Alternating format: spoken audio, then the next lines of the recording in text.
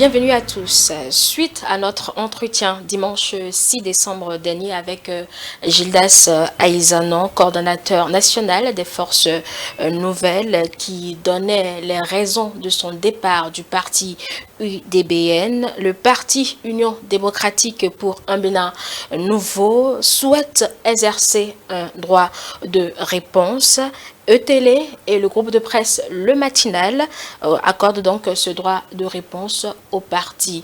Alors, c'est justement pour ce droit de réponse que nous recevons aujourd'hui Dr Bogar Koupaki. Il est le directeur de l'école politique nationale de l'UDBN. Dr Bogar Koupaki, bienvenue. Merci à vous. Vous êtes là pour un droit de réponse après l'entretien avec Gildas Aïzanon, qui était membre du parti UDBN. D'abord, nous allons évoquer ces explications par rapport au fonctionnement du parti. Merci beaucoup.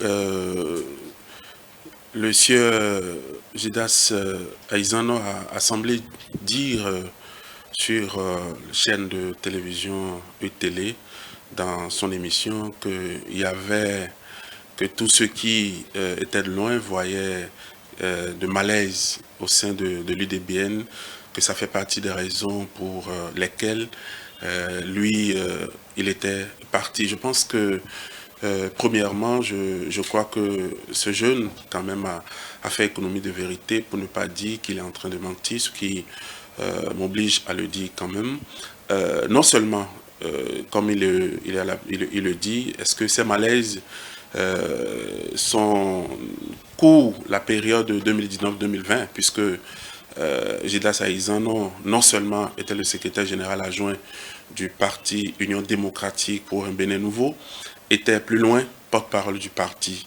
Est-ce que de la déclinaison de ses responsabilités, il n'y a pas lieu de poser des questions les plus profondes lorsque vous sentez de malaise dans un parti politique et pourtant vous êtes le secrétaire général adjoint et que vous portez la parole de ce parti, il y a une question qui se pose, une question d'hypocrisie. Une question d'hypocrisie en ce sens où celui qui dit aujourd'hui, fin 2020, qu'il avait de malaise alors que lui, il était secrétaire général adjoint, porte-parole, il portait la voix du parti dans sa tête et il y avait de malaise. Je pense que il a fait économie de vérité et ce genre de choses doit être véritablement reprimandé par la discipline de groupe. Il est allé plus loin lorsque nous parlons également de cette discipline-là où sa nomination est intervenu le 8 janvier 2020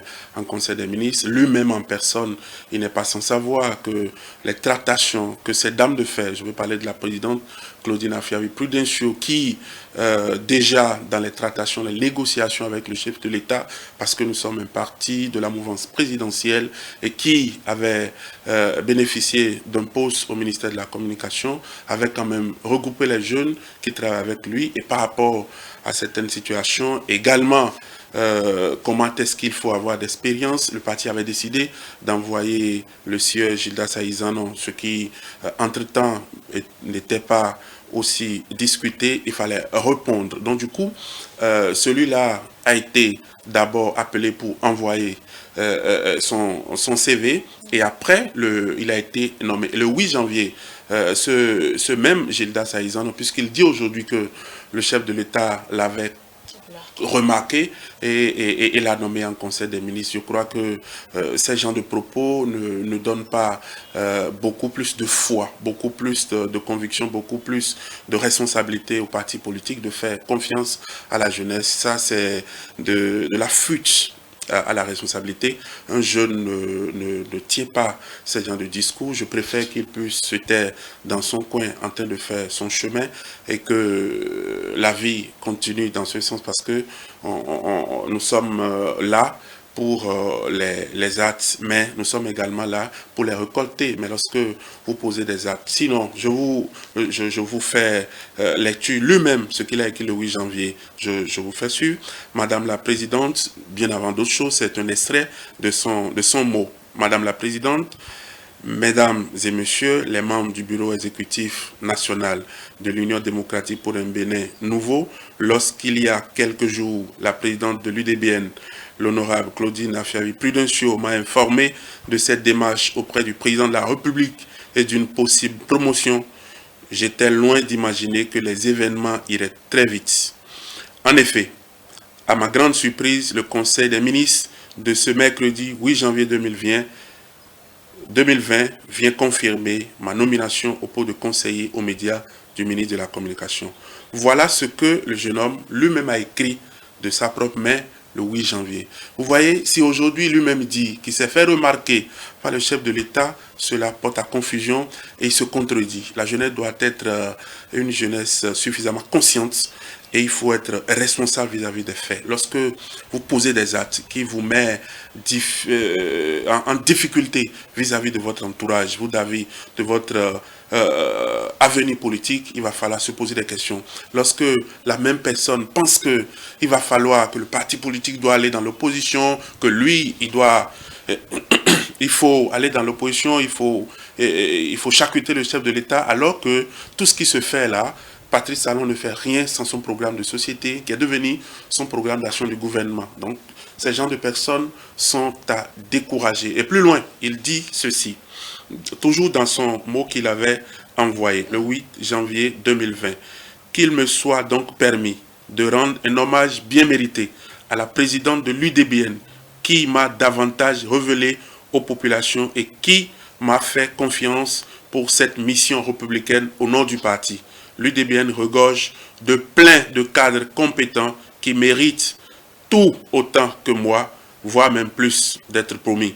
J'ai la profonde certitude que l'heure de l'UDBN a sonné, la patience et le message de paix de la présidente Prudencio ont fini par porter leurs fruits. Et lorsque on parle comme ça, et qu'aujourd'hui il lui dit que son départ était douloureux, et il y a eu des déchirements, peut-être à son égard ou à son niveau, sinon qu'il a reconnu par ses propres dits que l'UDBN, techniquement et valeureusement, que l'UDBN contient des hommes valables, suffisamment pointillés, chevronnés à la tâche, des cadres bien mieux que lui-même le dit, et je le défie en plus, qu'il y a des cadres et qui continuent d'ailleurs à travailler. L'UDBN, c'est un label. Je vous le dis, la rhétorique, le mensonge, c'est un art. Mais lorsque nous appelons à la discipline et à la vérité, c'est l'éducation. Et cette éducation doit être véritablement poursuivie. Et de ce plateau, je voudrais quand même reconnaître que ce jeune homme est sur une voie de perdition. Et s'il faut le ramener à l'ordre, il faut le ramener. S'il y a des sacrifices à faire à la base, il faut le lui faire parce qu'un jeune homme à ce niveau ne peut pas quand même tomber si bas. Et il pense jeter de l'opprobre sur un parti de l'avenir, lui-même le reconnaît. Et c'est de ça qu'il s'agit véritablement. De cette question de confiance dont il parle, lorsque vous n'êtes pas à l'aise dans un parti politique, et pourtant vous avez accepté porter le parti en tant que porte-parole, vous avez accepté la nomination du parti, vous êtes parti, le problème ne se pose pas, le parti ne vous a pas fait de procès, nous sommes en démocratie, vous êtes libre de venir et de partir, ça n'a pas été le cas. Il trouve l'occasion, parce que nous sommes à la veille d'une élection présidentielle, le chef de l'État n'a pas besoin de lui, le chef de l'État a besoin de tout le monde. Et lorsque nous nous retrouvons également dans le système partisan où il parle de forces nouvelles qu'il a créées, vous voyez, il y a... Justement, M. Aizano a parlé des forces nouvelles qui existaient bien avant son entrée à l'UDBN. Oui, voilà le troisième mensonge que le sieur Gildas Aizano fait cas royalement et pense qu'il peut tromper tout le monde. On peut tromper un individu, mais on ne peut pas tromper tout un peuple. Et il se trompe lui-même. Et lorsque vous prenez, par exemple, ce vocable comment il appelle même ce parti, Force Nouvelle, qu'il a créé depuis 2007 pour soutenir Boni Yahi 10 ans après. Et nous sommes 5 ans à la fin du mandat de Talon. Et il trouve qu'il avait créé Force Nouvelle en 2007, qui a travaillé aux côtés de certains leaders politiques dans le septentrion, et que lui-même a fini par abandonner je ne sais quoi. Et plus loin, ce qui est grave, il dit qu'il est venu à l'UDBN avec Force Nouvelle. Et alors que c'est suffisamment faux. S'il est venu avec Force Nouvelle dont il parle, il a menti, il est venu individuellement. Il a été pris individuellement. On a travaillé ensemble. C'était un passé que je ne veux pas exposer ici, mais ce qu'il dit qu'il est venu avec Force Nouvelle, il a menti. Il a menti à ce sens où Force Nouvelle n'était pas là, aucun protocole d'accord n'a été signé avec Force Nouvelle, qu'ils viennent exhiber ici ce protocole d'accord entre cette Force Nouvelle, puisque ce n'est plus individuellement, mais lui, Gildas Aizano, il a fait son entrée au niveau du parti, il a bénéficié de tout le privilège, il a apporté ce qu'il pouvait apporter. Mais ce qui est encore plus dangereux, il trouve que aujourd'hui, il faut renaître son mouvement. Nous sommes à l'aide du système partisan et ces jeunes ont besoin d'être éduqués sur le plan du militantisme, sur le plan de l'éducation, des tests fondamentaux qui régissent notre pays. La charte des partis politiques, le code électoral aujourd'hui ne nous permet plus, d'accord, ne nous permettent plus de prendre des mouvements pour pouvoir dire nous voulons faire la politique. Soit vous vous rangez en parti politique, soit vous vous rangez au niveau des sociétés, des associations de développement local, de société civile. Mais s'il prend Force Nouvelle pour dire qu'il veut soutenir le chef de l'État, Patrice Talon n'est pas un garçon de la dernière pluie, c'est un averti bien sérieux dans tout ce qu'il fait avec la rigueur.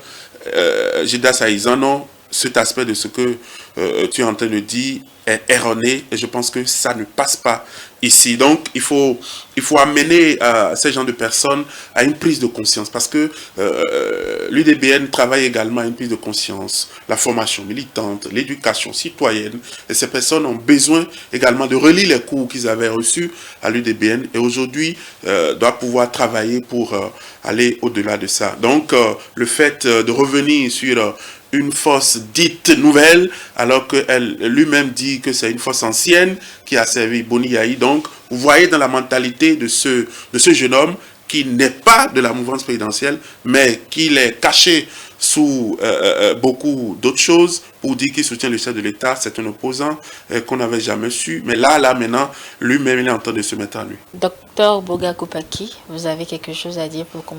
Oui, s'il y a quelque chose à dire, c'est que je voudrais bien un débat contradictoire, même si on n'a pas de temps pour ces gens de personnes, je voudrais quand même un débat contradictoire pour qu'il vienne s'expliquer. Il a mal fait de toucher la sensibilité du parti. Nous sommes à une période très sensible et le parti d'ailleurs en marche avec ces structures, ces cadres dont lui-même connaît et continue de bénéficier de leur grâce, et ces militants-là qui quand même ont à cœur lorsque vous voyez quelqu'un qui a pensé que ce qu'il n'a pas dit également dans tout ce qu'il est venu raconter, c'est qu'il a voulu être tête de liste à Parakou. Lorsque vous dites que vous êtes une force, une jeune force dans un environnement politique où vous avez les reins solides, le parti politique après analyse, après les dossiers, vous a mis deuxième sur la liste. Vous avez jugé que vous devez être premier sur la liste, tête de liste nécessairement.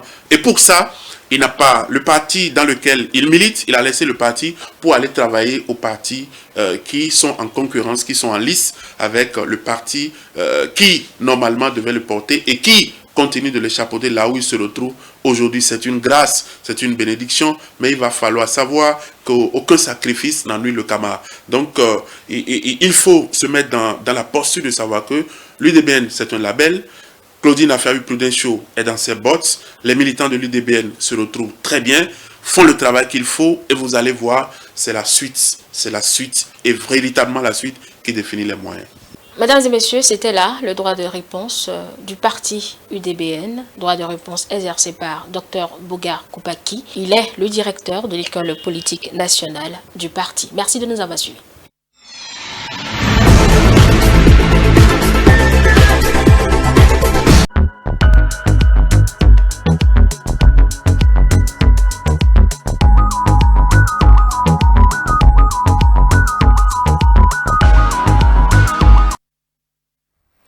Voilà, vous venez de suivre le droit de réponse du parti UDBN que nous avons accordé suite aux déclarations de Gildas Aizano lors de l'entretien du dimanche politique du dimanche 6 décembre 2020. Maintenant, nous allons passer à l'entretien à proprement dit de ce dimanche politique avec, je vous le rappelle, nous allons recevoir dans quelques instants le président du MPL, Sabisira Korogone, et ce sera toujours comme tous les dimanches avec Angèle Toboula et Théodule Moussa.